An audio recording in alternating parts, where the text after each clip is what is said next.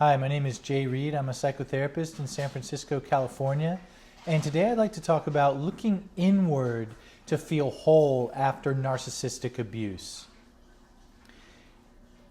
In today's video, I really want to cover this simple, but in my opinion, very profound point made by a trauma-informed theorist and clinician named Deirdre Fay about how one can recover from relational trauma in childhood, which narcissistic abuse suffered as a child certainly qualifies as. So she explains how children are programmed to look for what they need to feel whole and complete in the world around them.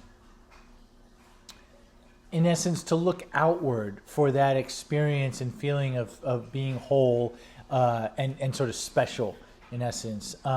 And in the looking outward for that, the place they usually want to find that is from their parents.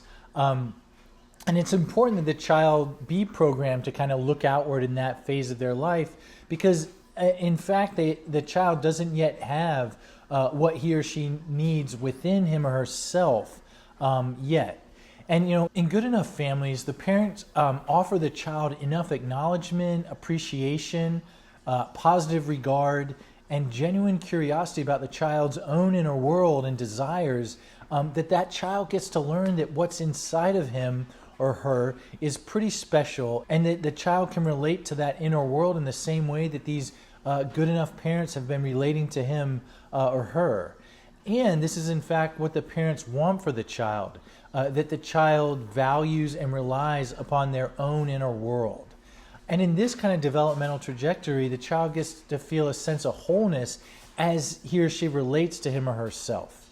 And by wholeness, what I just mean that the child feels sort of complete with him or herself as is. That there isn't sort of this lurking sense that one doesn't have enough of what is needed because it's not sort of available enough out there. When I say out there, really in what the child feels provided for while in relationship to the parents or not. So I think, you know, many watching this video who've experienced narcissistic abuse as a child might find what I just described as experientially pretty foreign. In the case of a child born to a narcissistic parent, the child's going to quickly learn that what the child's programmed to find on the outside does not exist for that child.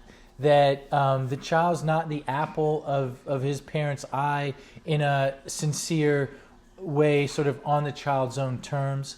That the child is often going to be used for the emotional needs of the narcissistic parent, and that the child may be punished severely if the narcissistic parent perceives that child to be failing to comply with that narcissistic parent's inflated view of themselves.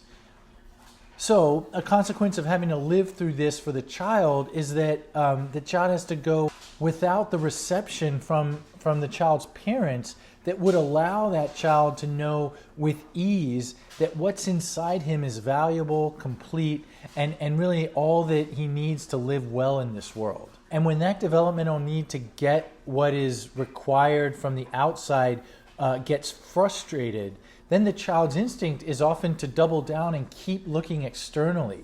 And it stands to good reason that it's often necessary to kind of keep searching for what feels one does not possess on one's own, which is true when one is a child, and to maintain some hope that at some point what feels essential will eventually come along.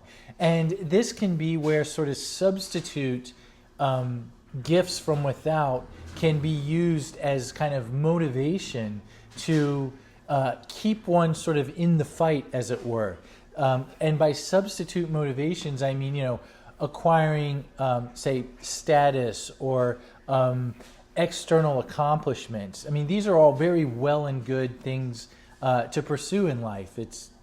They're important and can be very meaningful. But when one has been deprived of what one needed from the outside, in relationship to one's parents, and again, it's usually unconscious goal is to try to substitute what was lacking with these other pursuits, that oftentimes there's a feeling that those pursuits and accomplishments, no matter how impressive or worthwhile, feel as though they come up short in what they're intended to do for the survivor of narcissistic abuse.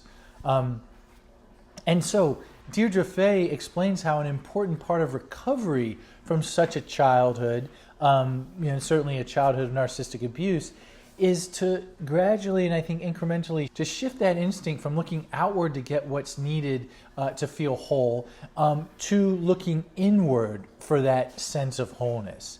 And now it's quite easy to say, and it's no easy feat because it's often unfamiliar and initially uncomfortable to look inward for what is needed in lieu of looking outward. Because in the course of looking to a narcissistic parent for the love and responsiveness that was needed but was absent, the child often concludes that what is inside of him or her is not valuable and nor worth that child's attention or care. In essence, kind of internalizing or mimicking that narcissistic parent's attitude towards what exists in that child. So this shift as an adult to looking inward to find a sense of wholeness really requires, I think, learning to do so from a basis of compassion with oneself. And that's not, I don't mean to imply that's done in one fell swoop, but just to kind of submit to everyone that an attitude of compassion might be curated and cultivated over time as one looks within. What I found time and again in working with survivors of narcissistic abuse is that many of these individuals are exquisitely good at caring for and showing compassion to people they care about. Oftentimes, though, that does not include themselves. And what I think is so powerful about Deirdre Fay's message is that this is nonetheless a trait and resource for the survivor, and with enough well-placed attention within and practice, that compassion can also be leveraged towards oneself. The real wisdom of this shift that I understand is that, when you're a child and you're not paid the kind of attention and appreciation and kind of positive regard that's needed from without to kind of know that what's in you deserves your own positive regard. As a child, the only way to understand that by having to maintain the bond with that narcissistic parent is to say to yourself something like, the problem is that what's inside me is not that valuable, is not worth that much of my or others' attention. The shift, I think that what Deirdre Fay's promoting, and I wholly agree here, is that the problem for the adult survivor, once one is out of that traumatic environment, gets to be the problem is not what is in me, but rather the practiced attitude I've had to hold towards what's in me. So if I can shift my definition of the problem to this habit of perceiving what's inside me as not worth that much, then that can solve this definition of what the problem is. And I think it's powerful because it's much easier for the survivor to change their attitude, their perception of who they are, rather than in essence to have to or feel like one has to change who they are to be acceptable. Again, it's like, the problem isn't that one's not okay as one is right now. The problem is the belief that one is not okay as one is right now.